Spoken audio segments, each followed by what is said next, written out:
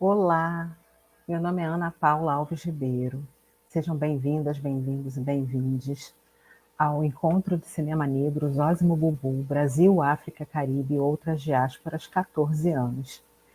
Estou muito feliz, né? Eu sou uma das curadoras do encontro, juntamente com Janaína Oliveira, e essa é a sessão do dia 5 de novembro, das 13 horas.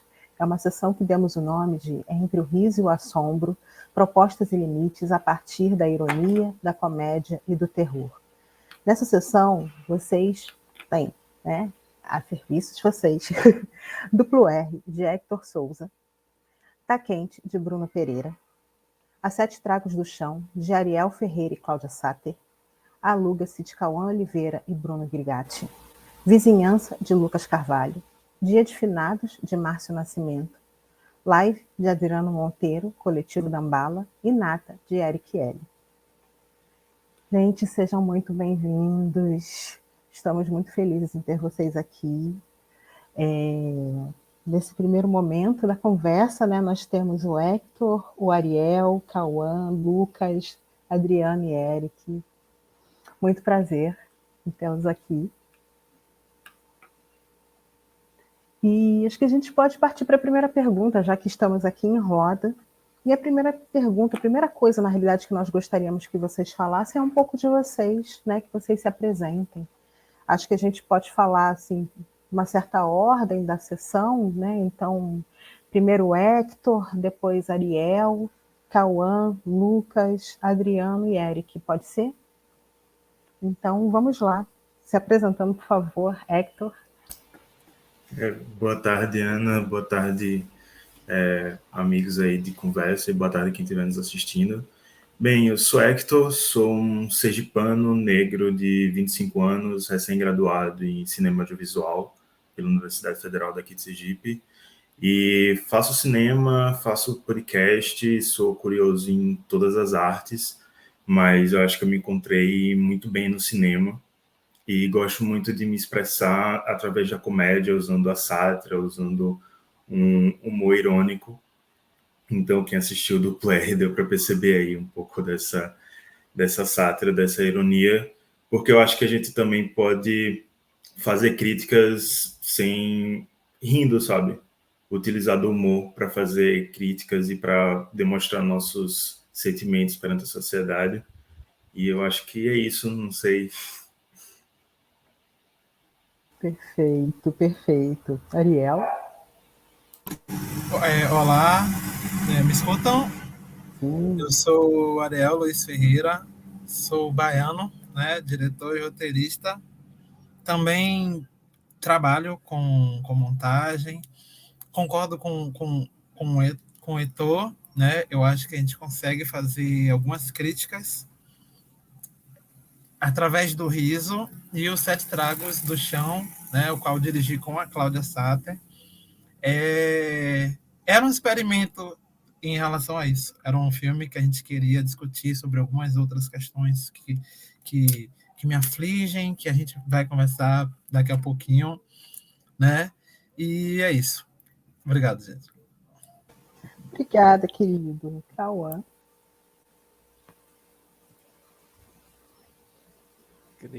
Oi. Já pode falar? Tá bom. Obrigado. Sou Cauã Oliveira, sou também estudante de cinema e audiovisual, também na Bahia, no caso, né? No interior da Bahia, Vitória da Conquista. Estou quase terminando o curso aí nesse processo, né, de fazer TCC, essas coisas. Sou diretor, montador, roteirista, tenho já alguns trabalhos, assim, meus trabalhos, né, que mais foram para festivais foram documentários.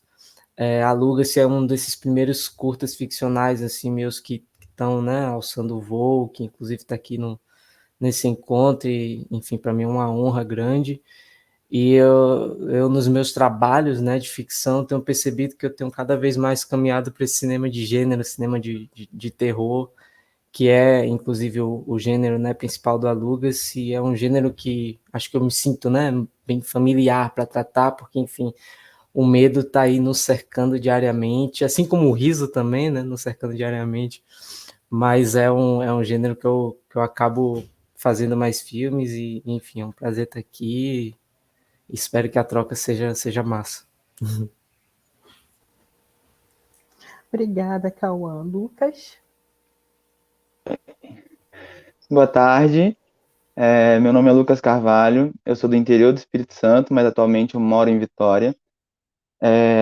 Eu sou formado em fotografia, me formei em 2015, fotografia estilo, mas há 3 anos atrás, 4 anos atrás, eu comecei a me interessar muito por cinema e começar a realizar meus próprios filmes de forma independente. E o Vizinhança é um desses filmes. E o cinema, para mim, ele é uma forma que eu estou encontrando de pôr minhas ideias para fora, algumas vivências minhas para fora. Eu também me encontrei muito no cinema de horror. E o Vizinhança, ele é um cinema de horror baseado numa experiência minha, tanto que ele conta um pouco da minha história, de uma forma meio que exagerada, mas ele é, sim, uma história minha de como eu fui parar em Vitória e como é que eu lidei com essa realidade lá, logo depois de ter chegado num lugar completamente diferente, e completamente diferente de tudo que eu pensaria que eu viveria lá. E é isso, mas a gente fala daqui a pouco. Adriano? Oi, gente, boa tarde. Meu nome é Adriano, também sou aqui do Espírito Santo, sou de Vila Velha, da região metropolitana.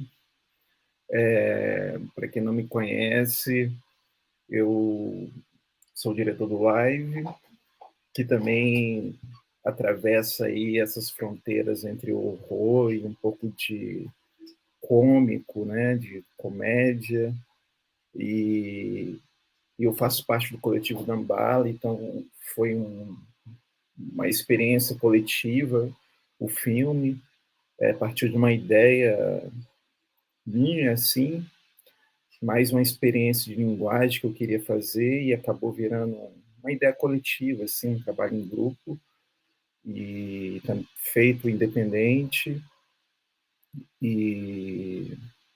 mas também sou diretor, roteirista, enfim. Depois a gente fala sobre o filme. E também sou pesquisador acadêmico, assim, desenvolvo pesquisa no campo do cinema negro brasileiro. E é isso. Obrigada, Adriano. Eric?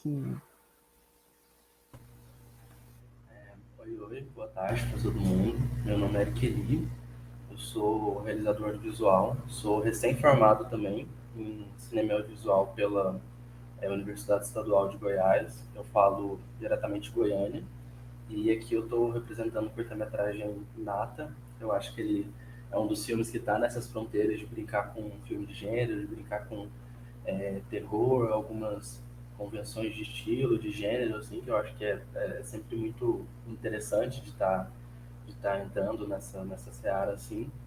E é um filme universitário, é um filme independente e muito bacana estar aqui, gente.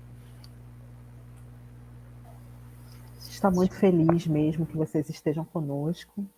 Isso, assim, fiquei pensando em algumas coisas, né, que vocês trouxeram. Já anotei aqui várias questões que eu quero explorar nessa conversa, mas acho que a primeira mesmo é que queria que vocês, um pouco nessa ordem que a gente combinou, não vamos furar a roda, falassem um pouco de cada filme, né? Como é que vocês chegam a um tema, a construção, né, de roteiro, definição de gênero, definição de explodir essas fronteiras dos gêneros. Queria ouvir um pouquinho sobre os filmes mesmo, que eu acho que é o que também o nosso público quer saber. Bom, o Duplo R, quando eu dirigi ele, eu fiz direção e roteiro do filme, e quando ele foi realizado eu ainda estava na universidade, ainda era universitário. O Duplo R é um filme universitário, e ele foi feito a partir de um esquema interdisciplinar que a gente tem aqui na Universidade Federal de Sergipe, onde aí várias turmas se encontram, a gente realiza o filme, e aí eu tive a felicidade de conseguir colocar esse projeto em prática, uma equipe também maravilhosa. E, falando um pouco do filme, o Duplo R é uma sátira que é um falso documentário que entra em um grupo de apoio a pessoas que sofrem de racismo reverso. E aí esse roteiro surgiu bem na época, eu acho que foi a época que essa discussão estava mais em alta, sabe? Muitas pessoas brancas dizendo que sofria racismo. E, tipo, foi 2019 o primeiro mandato do SC. E então foi uma coisa que estava me deixando bem, sabe, caótico da cabeça, ler um monte de coisa sobre isso. E eu queria fazer alguma coisa sobre isso, mas não queria fazer uma coisa necessariamente séria sobre isso. Eu queria fazer, tipo, todo mundo ver quão estúpido é, sabe? Tanto que é muito engraçado, como ele foi realizado em 2019, tive o prazer de ter uma sessão presencial dele, foi muito legal, sabe, ver tipo, a reação de pessoas negras e a reação de pessoas brancas assistindo o filme. Então, é uma coisa, eu acho que todo filme negro tem um pouco disso, os diretores vendo a reação das pessoas assistindo o filme. Mas o Dupler nasceu dessa vontade de brincar com esse tema, de jogar algumas verdades na cara das pessoas, sabe, quando elas assistirem. E é o que eu considero a minha grande obra, assim, dentro da universidade. E muito feliz de ter a oportunidade dela passar aqui no encontro e de poder se espalhar assim. Eu acho que foi o meu filme assim que mais rodou em festivais e eu fico muito feliz.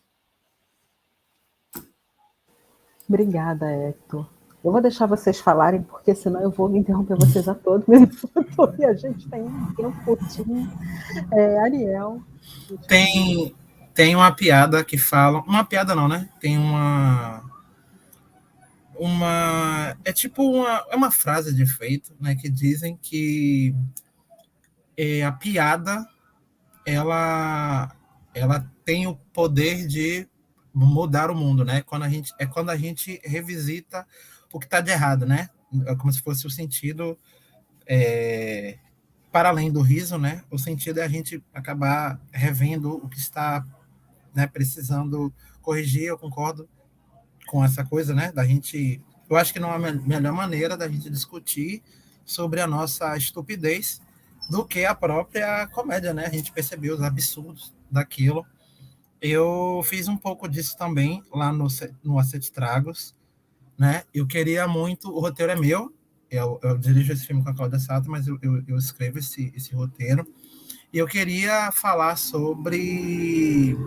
É uma coisa que me chama muito atenção, assim. Muita atenção, não, né? É uma coisa que eu estou sempre questionando, que eu estou sempre procurando entender. A masculinidade. É uma coisa que me chama muita atenção, sabe? As nossas fraquezas, as nossas vulnerabilidades, sabe? A maneira como. Esse dom que a gente tem de estragar tudo. E eu achava que isso, a gente, sabe, tipo assim, poderia, se fosse para contar uma história em relação a isso, né? Como é que aconteceria? Aí foi quando surgiu a ideia da gente botar esse próprio protagonista, né, o Alan, como esse vilão, né? Ele é o vilão da sua própria vida. Eu acredito que esse ponto todo mundo já assistiu o filme, né? Porque vai vir depois. O nosso protagonista, ele é o próprio agente do caos, né? O próprio obstáculo, o próprio antagonista do nosso personagem. Porque eu queria muito que a gente conseguisse transformar uma coisa que é tão tão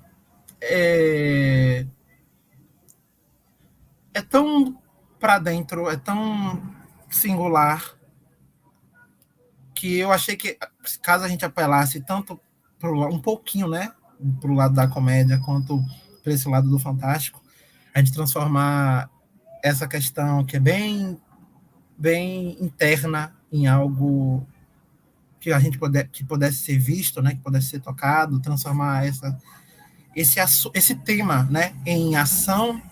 Eu achava que a gente poderia discutir, né, sobre isso sem necessariamente cair, né, para quilômetros e quilômetros de diálogo, sabe? Tipo, eu pensei que a gente poderia falar sobre uma coisa que é tão bacana, né? Através da diversão, né? Através do que é divertido, né? Do que é desapegado. É isso. Não sei se eu respondi, gente. Me perdoe.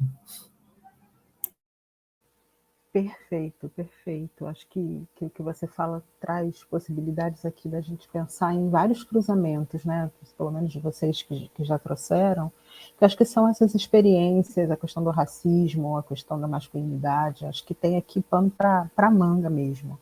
Ariel, Cauã. Já sobre Aluga-se, ele é um filme que nasce, né, num contexto universitário, um filme, né, que sai da universidade, por uma matéria, na verdade, da universidade, em que eu e meu colega, que co-dirige, inclusive, a gente precisava entregar um trabalho no final do semestre, e aí calhou de ser o Alugas, assim. Era um roteiro que eu já tinha uma ideia, já tinha um argumento dele, né, um vislumbre do que poderia ser esse filme, guardado assim na gaveta, e aí eu vi que essa era a oportunidade de fazer ele de uma forma bem mais enxuta, assim, que ele era um roteiro muito mais aloprado do que é o Aluga-se no final das contas, assim, que ele acabou se tornando. E ele vem também no momento em que eu estava me questionando muito sobre, ainda, né, me questionando muito sobre fazer ou não fazer um filme no meio da pandemia, assim, porque era algo que, sei lá, no começo da pandemia me entusiasmou muito, de, pô, vou fazer um filme nesse momento histórico, mas depois de um momento falei, pô, tem geral, tá geral fazendo filme no momento histórico, eu não vou fazer, não vou me juntar à massa. Só que ao mesmo tempo fica nessa essa vontade de fazer, de contar a história.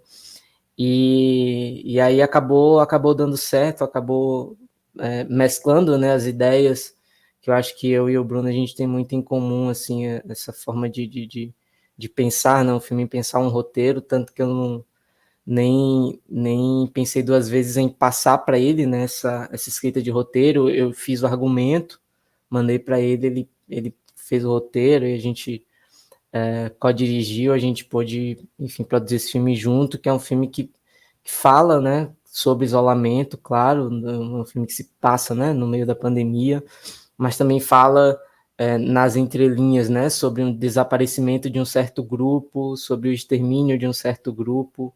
Então tem algumas coisas assim, algumas coisas sombrias acontecendo assim por trás, que tem a ver com esse apartamento, né, que o personagem, que é inclusive interpretado por mim, Coisas da Pandemia, enfim, que esse personagem está inserido, né, acho que é muito nesse caminho, assim, o Aluga-se. E como escapar dessa armadilha de filme da pandemia, né? Que é, na realidade, a marcação do momento histórico, mas como você mesmo aponta, pode ser uma armadilha e pode, né, trazer marcações temporais, enfim. Lucas. Bom, Vizinhança, ele nasceu em 2020 e ele é a união de duas coisas, é a união de uma história com uns desafios que eu auto me faço para poder treinar e aprender alguma coisa. A história do Vizinhança, ela acontece quando o próprio personagem do filme sou eu, e nesse filme eu fiz direção de fotografia, eu atuei, eu montei, eu fiz tudo no filme, porque esse era o desafio, inclusive trabalhar num filme onde eu precisasse ter efeitos visuais, e é uma área que eu odeio, ficar na frente do computador fazendo aquilo, e esse foi um dos desafios que eu me pus para fazer esse filme. Ele é a minha história de como eu saí do interior do Espírito Santo e cheguei em Vitória e me deparei com uma realidade que não era a que eu esperava. Quando eu estava no exterior do Espírito Santo, numa cidadezinha minúscula, eu olhava para o pessoal de Vitória e falava, nossa, tem produções gigantes lá é um lugar cheio de oportunidade, as pessoas são legais. E quando eu fui, eu mudei para um lugar onde as pessoas não me dão bom dia, onde ninguém me deu oportunidade, e eu estou num bairro onde eu sofri meus primeiros casos de racismo, onde as pessoas me olham torto, onde meus vizinhos passam por mim, eu dou bom dia, eles passam direto, e onde meus próprios vizinhos de janela eu não vejo, assim. Semana passada foi a primeira vez, desde 1 ano e meio, que eu vi um vizinho meu de janela, mas eu nunca vejo ninguém, em nenhuma janela, e a história é basicamente essa. Então ele surgiu muito disso, dessa minha perspectiva de como foi chegar num lugar que eu não conhecia, completamente desconhecido para mim, e como foi essa experiência de não ter vizinhos, ou pelo menos não vizinhos da forma que eu esperava ter, de receber um bom dia, de trocar uma ideia. E no filme ele é muito isso, assim. Eu chego no lugar, o lugar não tem janelas, parece que só existe o meu apartamento. São só blocos de concreto.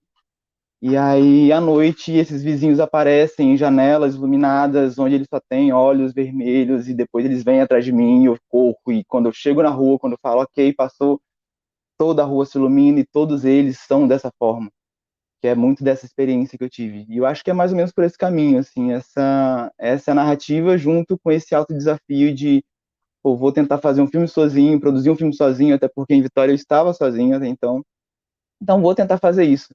Me gravar, criar um filme legal, e ele é um filme que está tomando uma proporção legal. É uma honra estar nesse festival. É o meu filme que mais passou por festivais, assim, é um filme totalmente independente, totalmente sem verba, só pegar, vamos fazer. E é isso, assim, eu acho que é por esse caminho, assim, que a gente está indo, e é isso, a história é essa, e ele surgiu dessa loucura, assim, vivida no ano passado, que ainda vivo, mas muito mais intensa no ano passado. Obrigada, Lucas. Adriano.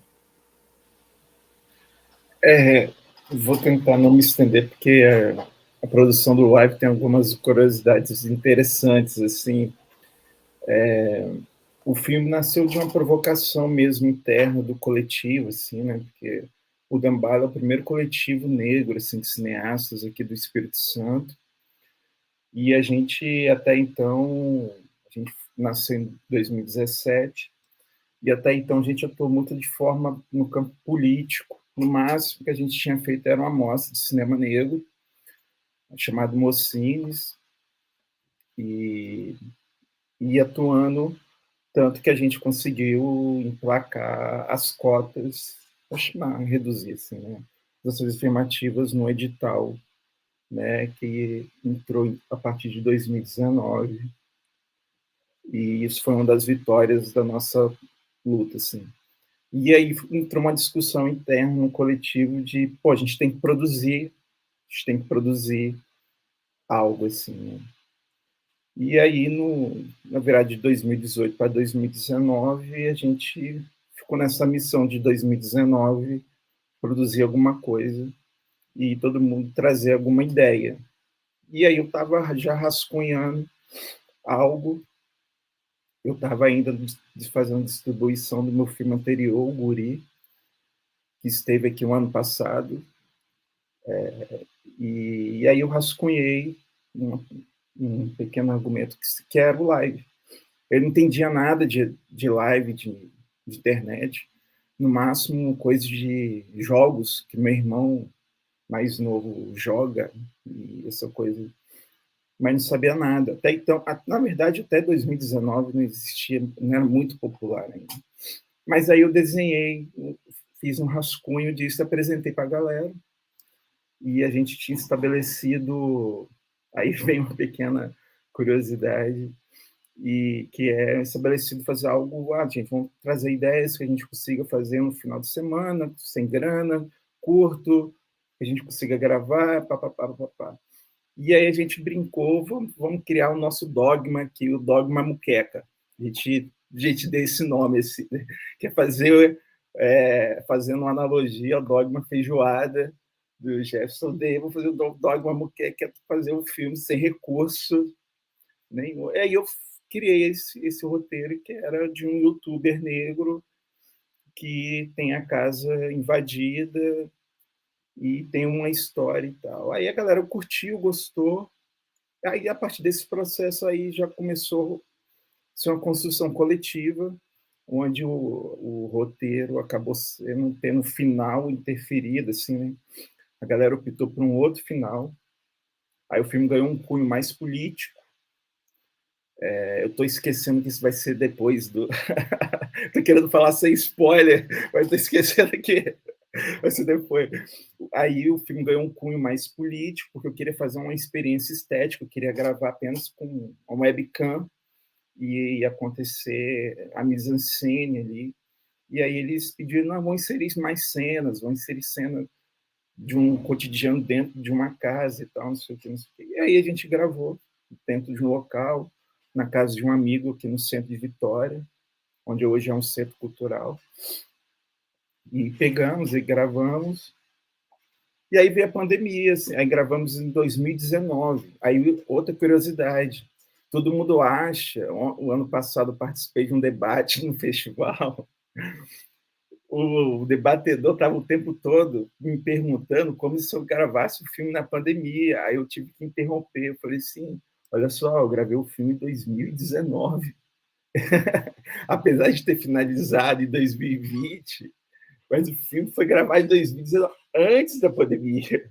A gente nem sonhava com pandemia, assim, com notícia de pandemia, apesar. E aí o interessante foi isso, porque a gente gravou ele em junho de 2019, e aí nesse momento a Secult, que lançou os editais, ficou, não, a gente ficou 1 ano e meio sem editais de audiovisual, ela lança os editais, aí a gente resolve se inscrever para um edital chamado finalização, e aí a gente resolve esperar para finalizar. Aí acabou que a gente ganhou uma verba para finalizar o filme. Nesse hiato, durou 6, 7 meses, que a gente ganhou. Em dezembro, esse resultado a gente ganhou e foi finalizar ele em fevereiro de 2020. E aí a gente super feliz, conseguimos finalizar. Já agendamos um cinema aqui da universidade, da UFES, para fazer o lançamento. Quando veio março, a pandemia. Aí acabou. Né? Acabou, o que a gente vai fazer com o filme e tal, não sei o quê, não sei o quê. E aí a gente tomou esse susto, aí veio o boom das lives. Falei, olha só que loucura, assim, né?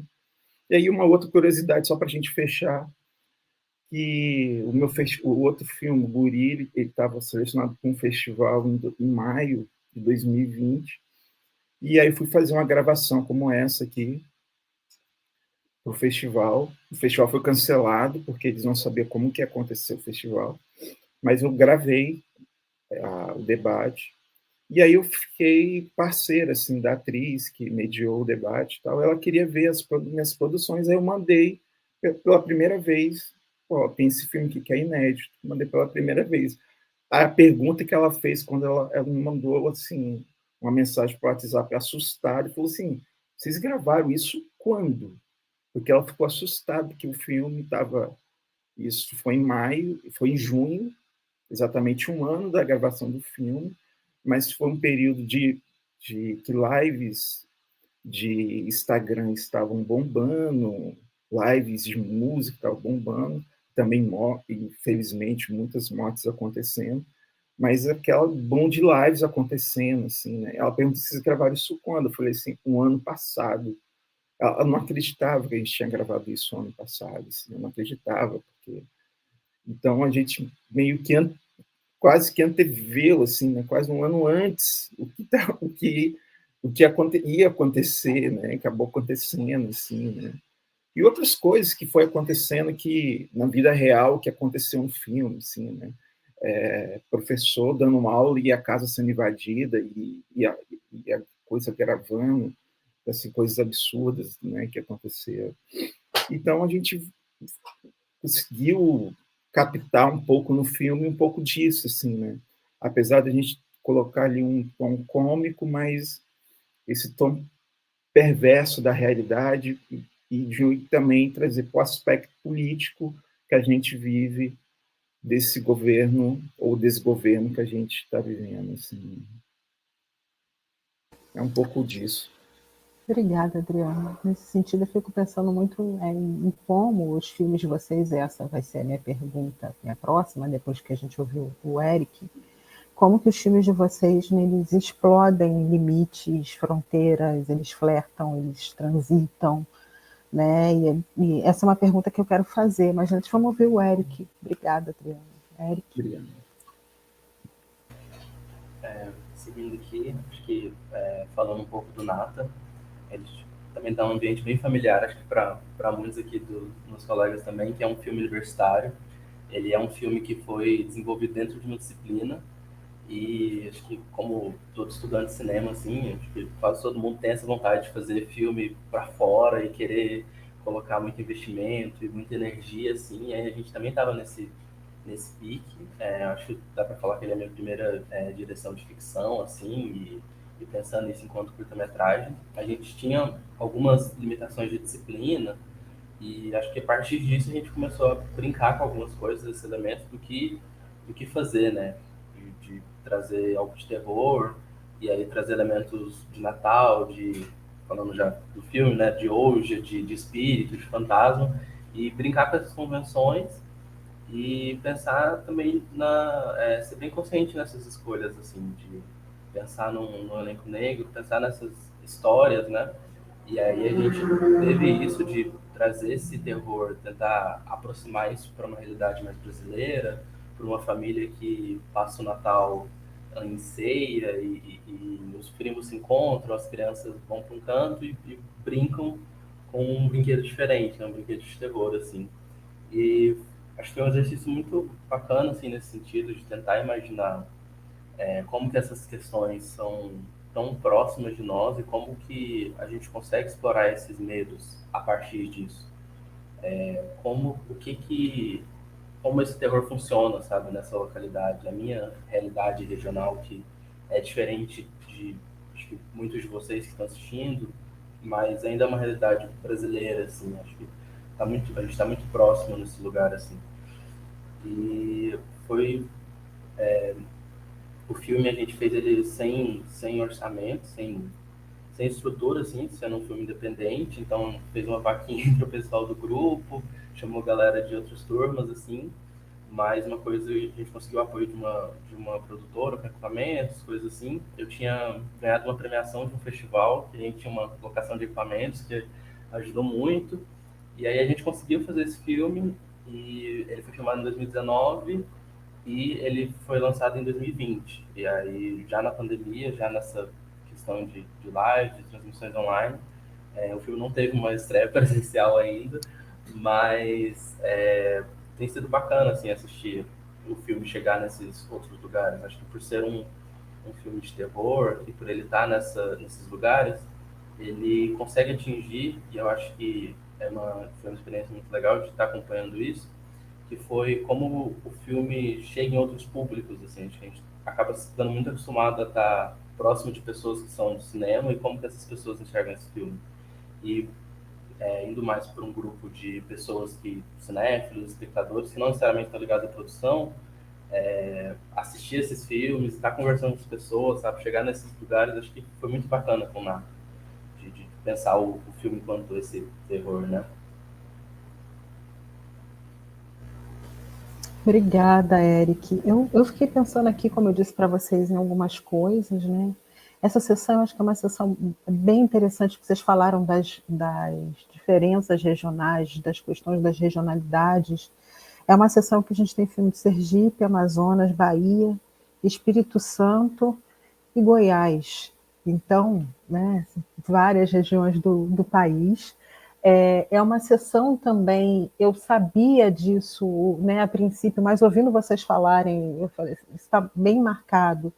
A questão de filmes que são realizados ou, né, por estudantes em processo de formação ou estudantes recém-formados, ou por coletivos, como é o caso do Adriano, né, que está aí, né, numa atividade já há bastante tempo, e acredito que todos vocês também têm, né, uma inserção profissional já há algum tempo, e fiquei pensando muito se a gente pudesse explorar agora as questões relacionadas à linguagem, temas, processos de produção. Alguns de vocês já trouxeram alguma coisa, mas falar principalmente dessa linguagem, né? Porque acho que é um pouco disso, né? Quando eu vi os filmes e a gente começou a pensar na montagem dessas sessões, isso que me surpreendeu era justamente esse flerte, esse trânsito entre esses gêneros, né?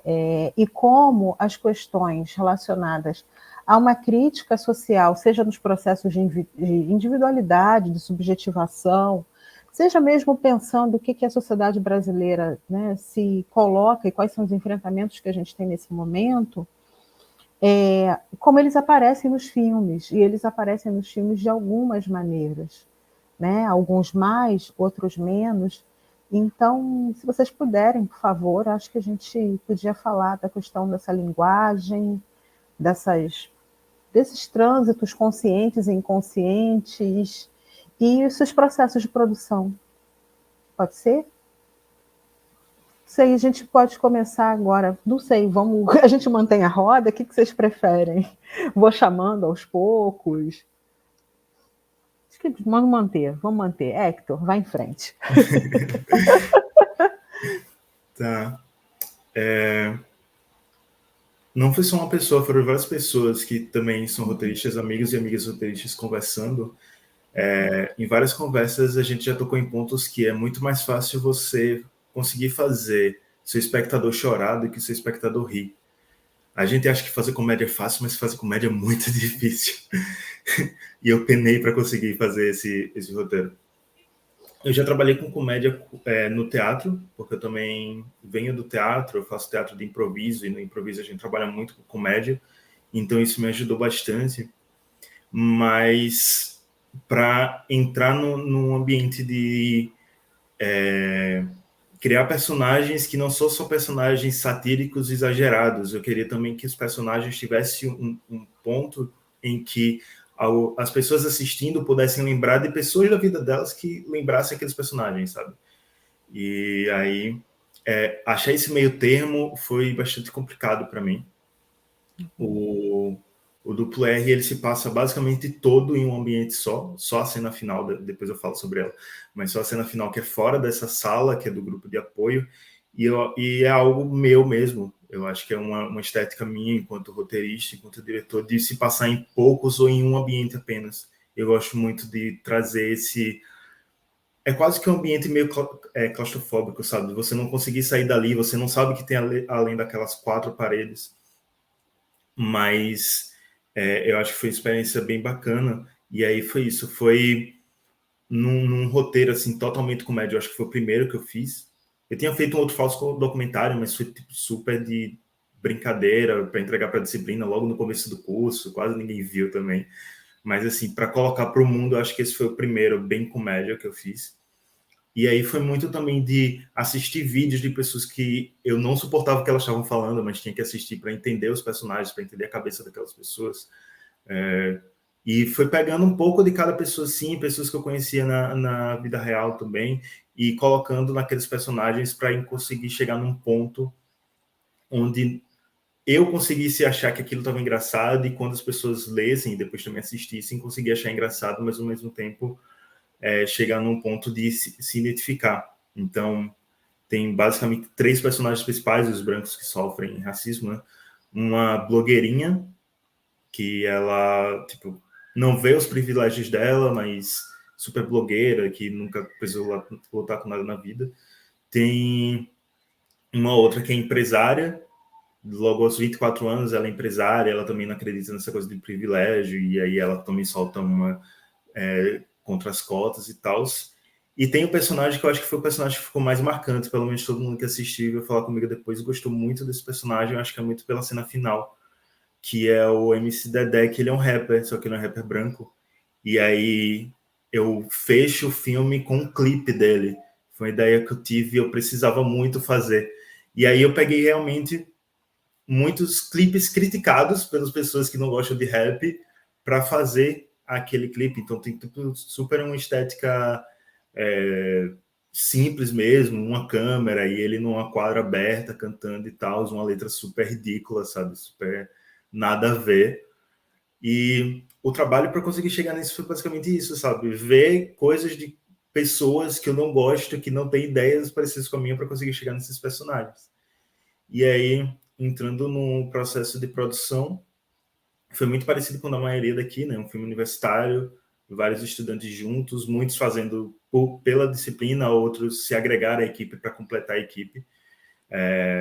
E para conseguir orçamento, a gente fez uma vaquinha online, então foi meio que a equipe basicamente não se pagou, porque o que a gente conseguiu da vaquinha online foi para pagar equipamento, para pagar locação, essas coisas. A gente também conseguiu ajuda da universidade, então foi basicamente nesse processo de ajuda mesmo, bem filme universitário para se fazer.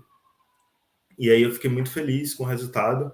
Ele passou por alguns cortes até chegar no corte final, o roteiro também passou por vários tratamentos, mas eu acho que basicamente foi isso para chegar na linguagem, sabe? Foi buscar meu repertório, buscar repertório em outras coisas inclusive em coisas que eu não gosto. E aí fica essa dica aí para a galera que está assistindo. Não sei se meus companheiros aqui de conversa também seguem, só que, tipo, consumir coisas que você não gosta é uma ótima forma de abrir sua mente para novos roteiros, sabe? Você consegue fazer coisas muito boas satirizando, seja no terror ou na comédia.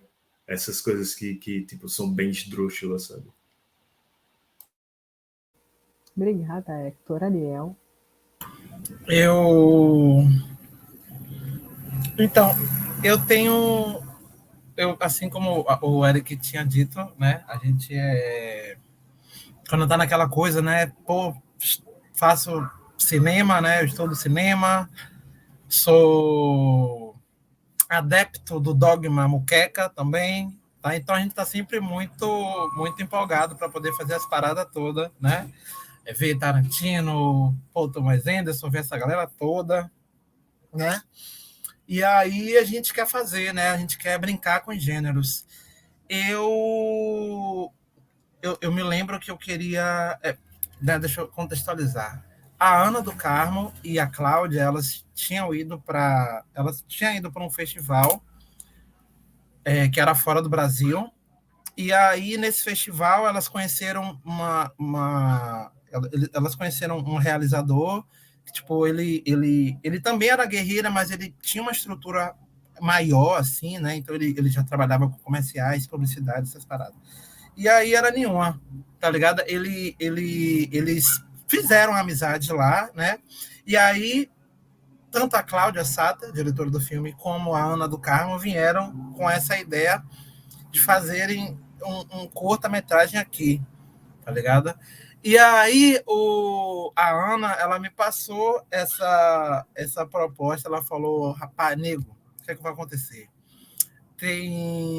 A gente tô pensando aqui, né, a gente fazer um filme, né, e tal, né, e a gente quer dirigir esse projeto, e a gente achou que você poderia fazer esse roteiro. Foi uma parada assim. E aí eu falei, porra nenhuma, eu não ia dirigir os Sete Tragos. E aí eu me lembro que eu vandalizei mesmo. Eu comecei a botar as coisas no filme.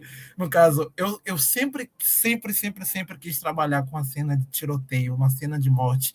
Eu queria trabalhar com coisas estranhas, sabe? O sexto dedo da mão, no caso, tem um momento no filme em que coisas estranhas começam a acontecer, né? Isso faz parte do mistério do filme. E eu sempre achei isso muito charmoso, muito, sabe? Caramba, sabe, o diretor, o roteirista tá pensando lá na frente, vai me pegar pela mão. E eu sempre quis ter uma sensação parecida. E aí eu fui encaixando essas coisas, inclusive um duto de ventilação, né? No caso, como eu falei, né, a gente é adepto do dogma da muqueca, e então a gente sempre trabalha sem dinheiro, a gente sempre trabalha no modo guerrilha, e aí eu ficava, porra, beleza, vou botar isso aqui, eu quero ver como é que vão resolver. E aí fui batendo, né? Só que chegou um momento que esse rapaz que elas conheceram, o nome dele é Jesse, ele não ia poder vir para cá, né? E aí a Cláudia acabou me convidando para dirigir, né? Aí eu, pô, tá bom, nenhuma. Eu acabei sendo castigado, mentira, eu tenho muito amor por tudo que tá ali, a dirigir o filme junto com ela, né? A pensar em soluções, né, para poder rodar. No caso, o duto. Aliás, eu não posso dizer como é que a gente fez, não, porque senão a Adriele, a diretora de arte do filme, mata a gente. Mas a gente pensou em soluções que coubessem no nosso bolso, que a gente conseguisse realizar, né, e que a gente conseguisse brincar. Quanto aos gêneros, né, eu estava... tinha também aquele desafio, né, tentar contar uma história com diversas camadas, em uma única locação, né, você ter referências, né, tipo, me lembro que eu estava muito na noia do Pulp Fiction, né, então tem dois personagens que parecem que foram sugados desse filme, eu trouxe eles para cá, e foi muito divertido, muito divertido de se fazer, muito divertido de se brincar, né, eu tenho, claro, óbvio, né, acho que todo mundo tem questões que hoje, pensando com calma, a gente queria dar uma mexidinha aqui, apertar um parafusinho ali, né, até diminuir mais algumas coisas. E eu tenho, é o que acontece comigo no Sete Tragos, eu tenho tem umas questõezinhas com determinadas cenas, mas algo que eu acho assim, irretocável, eu não mexeria, não me ousaria mexer em nada, né? Se um dia Sete Tragos viesse a se transformar num longa ou em algo maior, eu não mudaria esse final. Essa cena seria de fato o final, porque eu acho que para além da punch, né, para além da punchline da cena, eu acho que ela diz muito sobre o que a gente está discutindo ali, né, sobre muito essa coisa sabe, tipo, pô, esse protagonista não aprende, velho, sabe, é como se fosse justamente isso, sabe, é sobre essa questão.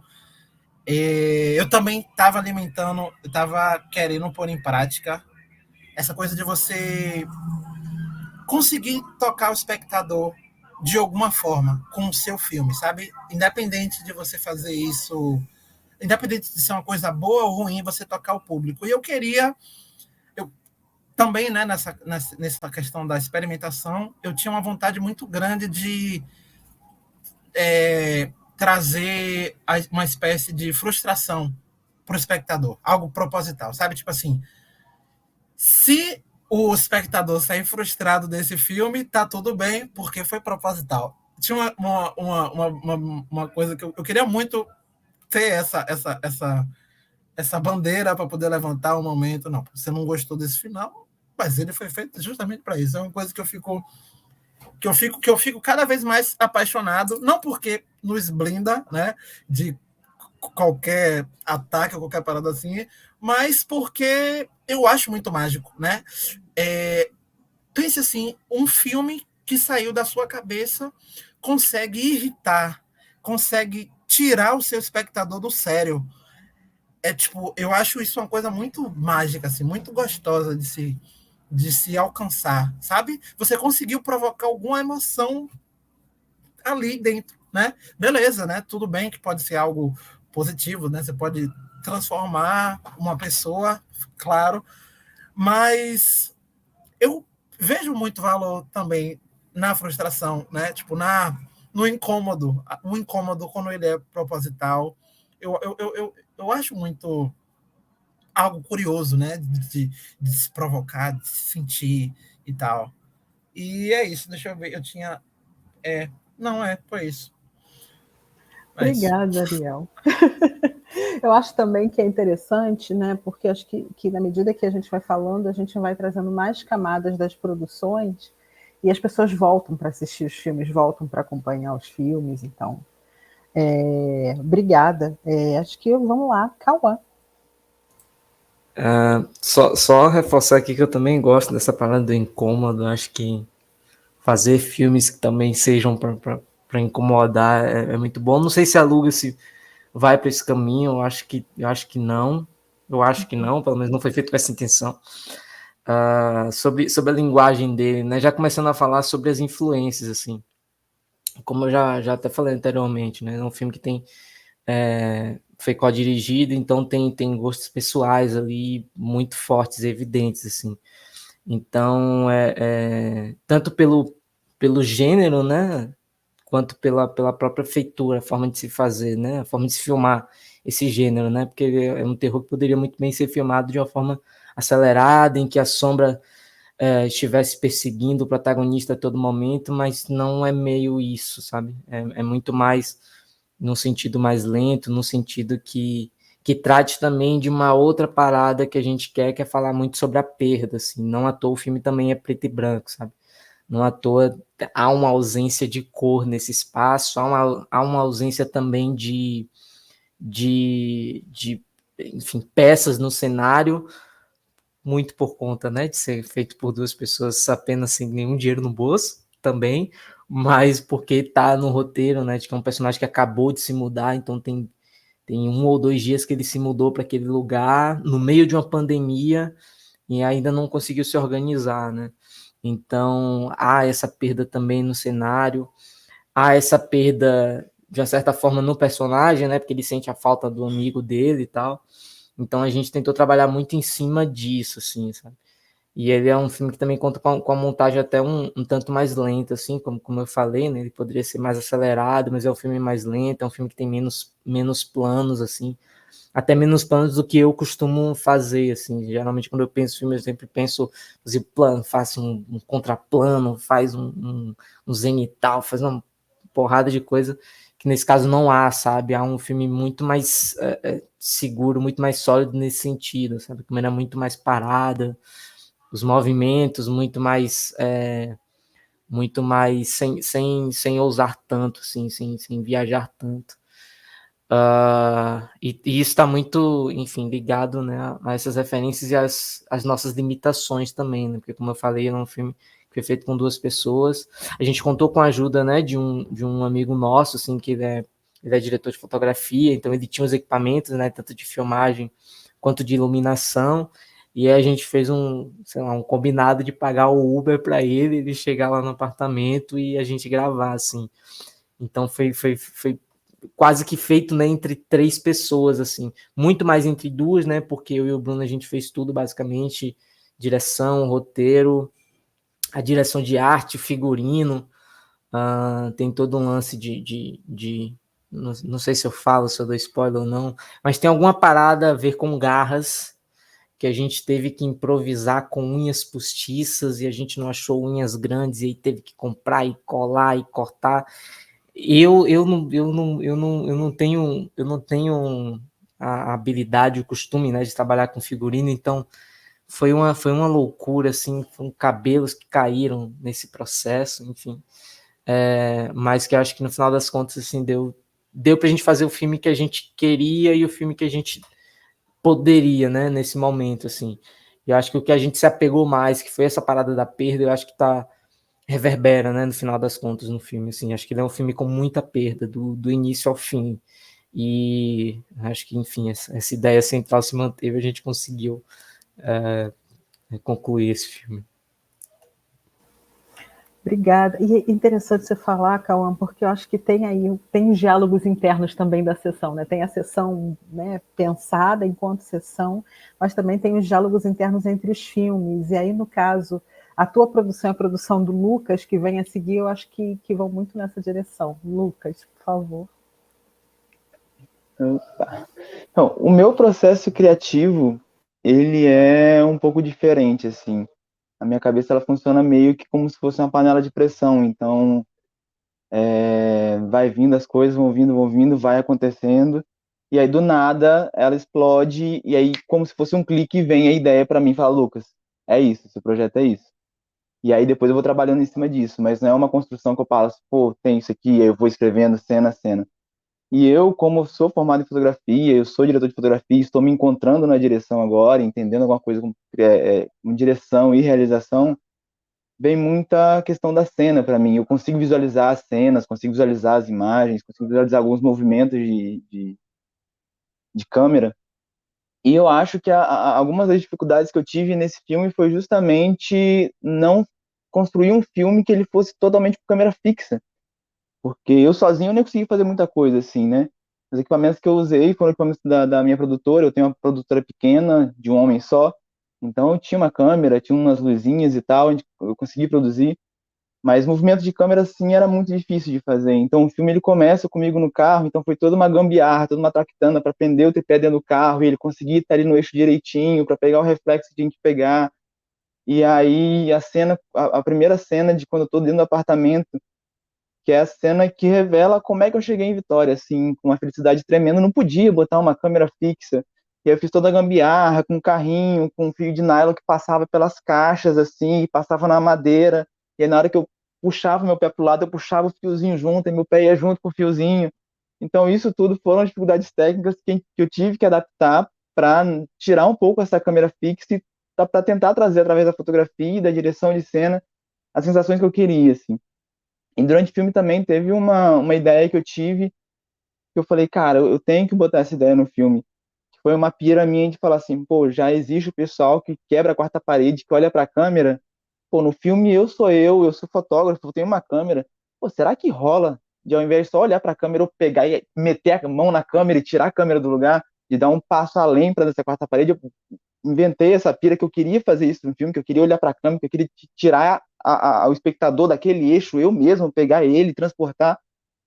E eu trouxe isso na cena quando é a primeira vez que eu vejo um vizinho meu, que é só uma janelinha isolada, onde eu acordo, saio da cama assim, eu vejo que tem uma coisa estranha. Na hora que eu saio pela janela, eu acho estranho, olho para a câmera, pro espectador no caso, pego ele assim, viro a câmera e aquilo ali vira a minha visão pro vizinho que tá ali. Então teve esses processos assim que eu falei, cara, eu quero fazer uma coisa diferente também, eu não quero só essa coisa estática, essa coisa do tempo passando. Eu acho que essa foi uma das maiores dificuldades assim de conseguir trazer essa vida diferente para o filme, trabalhando sozinho assim, sem ajuda e fazer isso. Mas eu acho que é mais por esse caminho assim. O processo criativo ele foi meio que um estalo que eu fui trabalhando depois. Mas eu costumo muito desenhar as minhas cenas, eu faço storyboard, então eu já sei mais ou menos o que é que vai fazer, e como o personagem era eu mesmo, eu já sabia o que eu ia falar em cada cena, como é que eu ia agir em cada cena, com cada situação. Inclusive, quando eu vejo que dá merda, eu xingo, mas eu xingo quieto, porque é isso que eu faço, eu falo baixo pra mim quando dá merda. Então, por mais que minha boca mexa comigo xingando, eu sei que é pra mim, então essa voz não sai.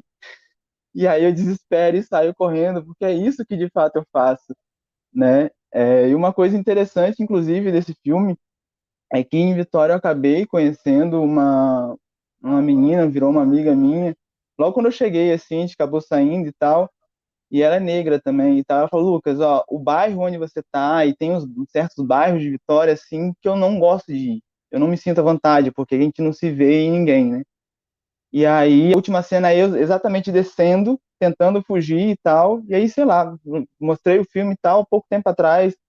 A gente saiu, a gente foi conversar. E ela falou que ela ficou extremamente assustada com o filme. Apesar de eu olhar e saber, ele falou, Lucas, eu sabia que era você, mas eu fiquei extremamente assustada com o filme, porque eu meio que me vi ali, eu senti o que você meio que quis passar ali. É muito, muito interessante exatamente isso, porque o olhar de pessoas que sabem mais ou menos como é que é aquilo ali, geralmente pessoas pretas, na realidade é uma coisa completamente diferente. O olhar dela é diferente dos conhecidos meus agora que são brancos e olha e fala, nossa, um filme de terror de Lucas, entendeu? Então eu acho que é mais ou menos por isso aí. Eu fiz o que eu consegui fazer dentro da proposta que eu consegui fazer. Tem algumas coisas que eu mudaria, sim, mas dependeria muito mais de recurso, várias gambiarras com vassoura do lado de fora da janela e coisa amarrada com fita, vários nylon ajudando aí na vida. Nylon é vida pra gente, nylon, fita, nossa senhora, resolve a vida de um jeito. Eu acho que é muito isso, assim. Usei muita lanterna também, coisas que eu tinha em casa, lâmpada que eu comprei para deixar uma lampadinha amarela. Eu acho que é isso, assim, do processo da criação do filme, eu acho que é por aí, assim. Obrigada, Lucas. Acho que na sequência, infelizmente, a gente está terminando o tempo. Por mim, a gente ficava mais tempo conversando, adoro conversar. Por mim, a gente estava no presencial, todo mundo, para se abraçar, para se conhecer. Mas pedi para o Adriano, depois na sequência, Eric. E aí eu acho que Eric, né, Adriano e Eric, se vocês puderem, já falem as palavras finais, aí a gente faz uma rodada de uns 30 segundinhos para os outros cineastas, porque aí a gente já se despede, infelizmente. E obrigada, Adriano.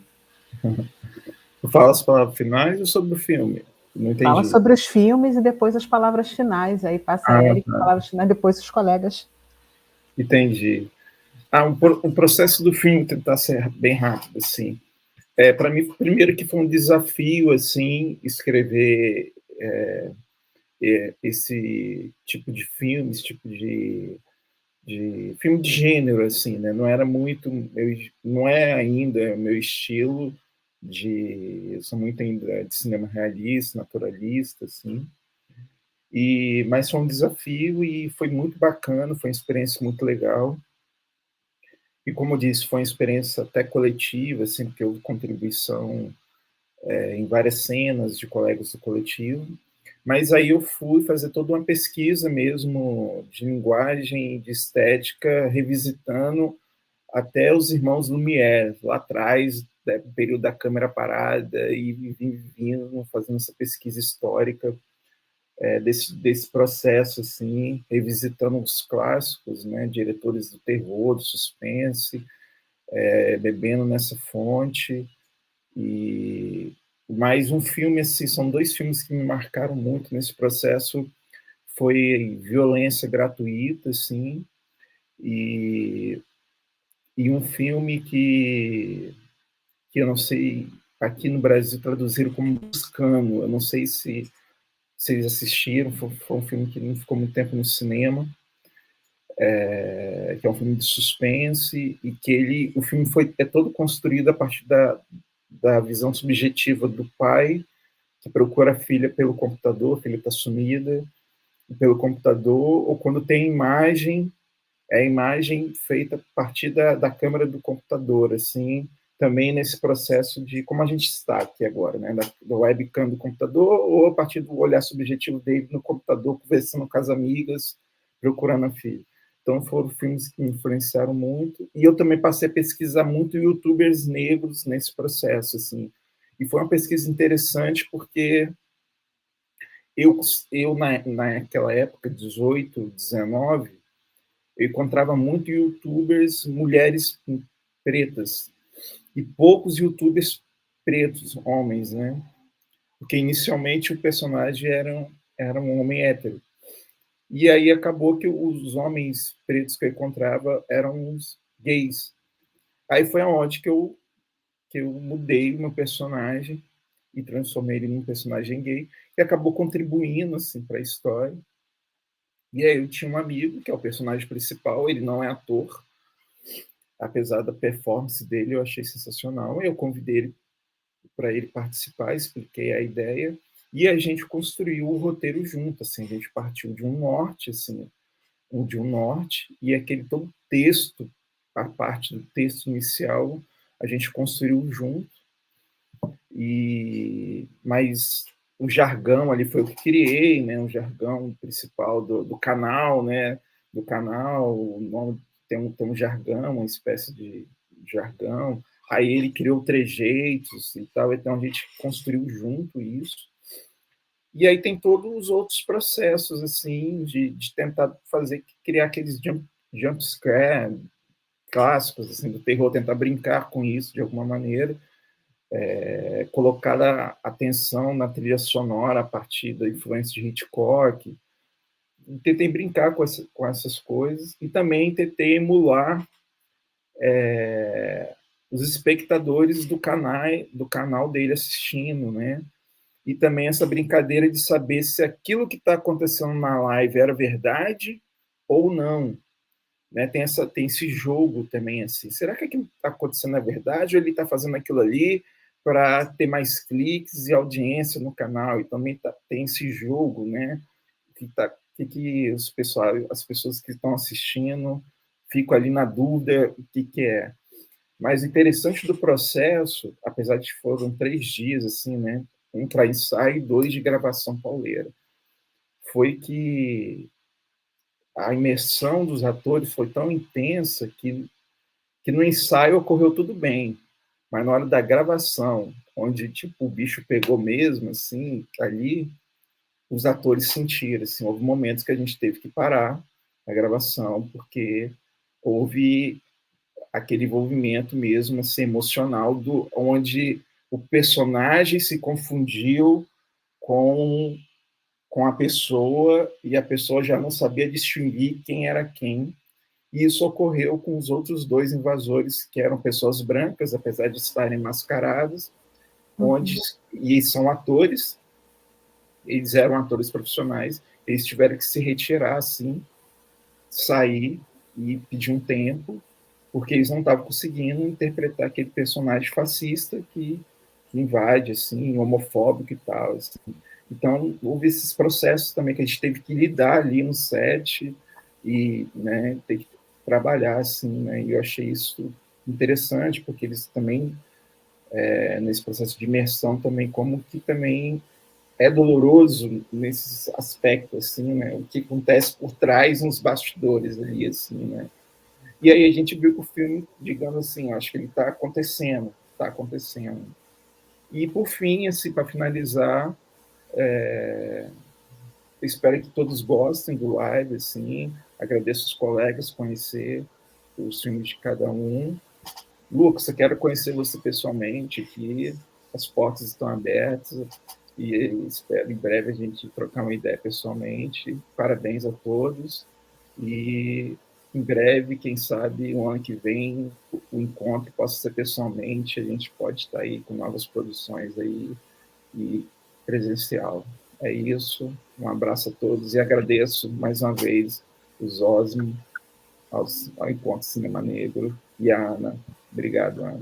Obrigada, Triana. Eric?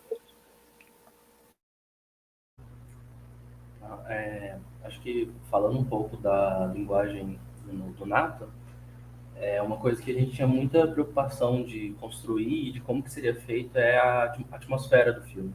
Como que a gente consegue imprimir esse clima de terror e construir essa imersão, né? Aí eu acho que a partir daí tem uma preocupação muito grande com todos os elementos, né, que vem da produção.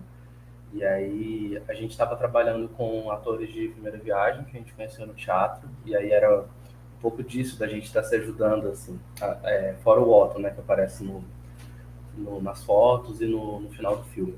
Mas os protagonistas, assim, eles são atores de primeira viagem, e a gente também estava nos primeiros filmes, assim, e eu acho que foi uma troca muito interessante nesse sentido, da gente estar se ajudando, da gente estar todo mundo empolgado em fazer isso, em estar podendo filmar, podendo trazer essas questões que eu acho que a gente queria experimentar e dizer também. Eu acho que um pouco dessa construção assim de atmosfera e dessas preocupações que a gente teve com o terror e alguns outros elementos, ela surgiu. Eu assino a direção do filme, mas o roteiro é compartilhado. Quando a gente estava pensando propriamente sobre como seriam esses personagens. E aí a gente começou a pirar muito em algo que era de que como os personagens, sendo negros e protagonistas, como que isso interfere diretamente, sabe? A gente escreveu os personagens desse jeito, pensou neles no roteiro e trouxe eles realmente naquele momento quando a gente estava gravando, com os atores e com tudo mais. E, assim, divagando um pouco assim, mas pensando em como que essa inserção e essa mudança alteraria, tipo, a iluminação. Acho que havia uma preocupação muito grande com a fotografia e a luz, da gente não filmar esses personagens, não deixar eles no escuro, assim, ainda que o filme seja escuro, e aí de fotografia, de luz, de enredo, de como que eles estão sendo enquadrados, de como que eles estão ali naquele quadro. E aí eu acho que essa preocupação e essa atmosfera, a gente tentou trazer isso no roteiro, na montagem, durante a produção. E acho que era mais, aproveitando essa fala, trazer um pouco mais disso, né, do terror, mas acho que é isso. Já trazendo assim para o encerramento também, queria agradecer a oportunidade de estar no festival. Estou muito empolgado, assim, porque é um festival que eu sou muito fã do encontro, e estar participando assim pela primeira vez, estar com vocês aqui e podendo exibir o filme, né? É muito, muito gratificante, assim. Obrigado, de verdade. Eric, a gente que agradece mesmo, assim, a gente está realmente muito feliz. Ano passado foi a experiência do abraço, né? Esse ano entre vestígios e futuridades, e enfim, mais gente para a família do encontro, que bom que vocês estão com a gente. Eu vou pedir então agora que Hector, né, na sequência, Hector, Ariel, Cauã e Lucas, né, se despeçam brevemente. Eu peço realmente a compreensão de vocês, a gente tem aí esses limites de horário, e essa conversa vai ficar gravada, né, ela fica gravada no YouTube, né, depois de exibida, então é um material aí também para a gente seguir trocando, seguir conhecendo, enfim, material aí de referência para a gente. Hector? Agradeço a oportunidade, tanto do filme, do Player estar passando no encontro, como dessa conversa aqui. Conhecer esses produtores, esses realizadores maravilhosos. Espero, assim como o Adriano falou, quem sabe o próximo ano tá todo mundo presencialmente, compartilhando abraços, ideias, frente a frente, sabe? E é isso. Agradecer a todo mundo. Espero que quem está assistindo tenha gostado do Player e tenha gostado dos outros filmes. E muito obrigado pela oportunidade. Um abraço a todos. Muito obrigada, Hector. Ariel. Eu gostaria de agradecer a oportunidade de estar aqui, né, no Encontro de Cinema Negro do Osmo Bubu. Estou muito feliz de poder falar mais um pouco sobre o projeto aqui, né, conhecer o projeto de vocês também. Tenho, né, para poder ser breve, eu queria dizer que eu acho que a gente consegue sim falar sobre tudo, né? Sobretudo a gente, né? Nós realizadores negros, né? É importante sim a gente estar com o microfone na mão, né? Dizendo tudo o que precisa ser dito. E eu acredito muito que o cinema de gênero é uma excelente saída para poder fazer isso. Eu vejo que há um preconceito muito grande com o cinema de terror, que é um preconceito muito grande com a comédia, e eu acho que dá para fazer muito, muito, muito através disso, né? Acho que a nossa mensagem chega ainda com mais força, né?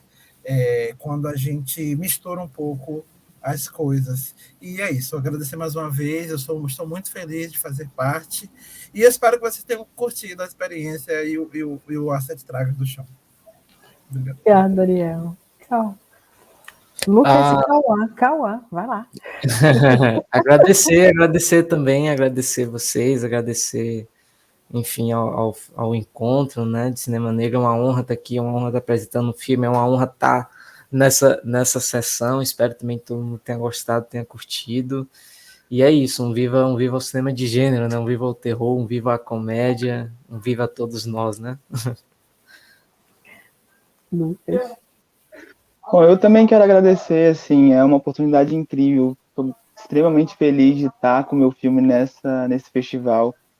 E eu estou extremamente feliz de estar aqui conversando com vocês e ver a cara de todo mundo e ver todo mundo negro, sacou? É uma sensação que vocês não têm noção da felicidade que é ver gente que é realizadora negro, assim, sacou? É uma parada que é muito distante e me deixa muito feliz. Então, assim, eu só agradeço a oportunidade, agradeço por estar no festival. E, Adriano, vamos trocar uma ideia, cara. Vamos trocar uma ideia. Meu, Lucas, você não está obrigado. sozinho. Você Não tô sozinho, não tô nós sozinho. não estamos sozinhos, é isso. Queria, então, me despedir de vocês, né? Fiquem aqui com o nosso abraço mesmo, apertado. Agradecemos muito a confiança, a parceria. E obrigada, gente. Até o próximo ano. Um abraço.